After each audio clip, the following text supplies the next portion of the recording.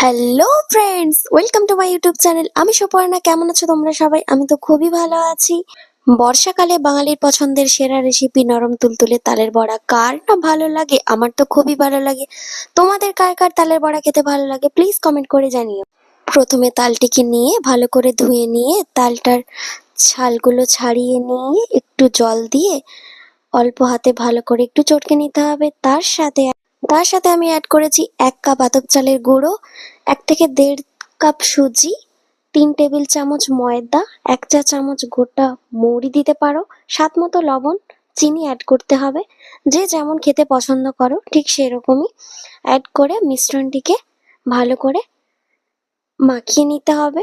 নেওয়ার পর কড়াইয়ের মধ্যে একটু তেল দিয়ে তেলটা গরম হতে থাকবে, ওর মধ্যে ওই মিশ্রণটিকে হালকা হাতে অল্প অল্প করে ছেড়ে দিতে হবে।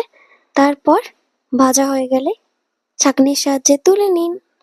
রেডি হয়ে যাবে তালের বড়া। আমার তো খেতে খুব সুন্দর হয়েছিল, নরম তুলতুলে হয়েছিল। তোমরাও বানিয়ে ট্রাই করতে পারো।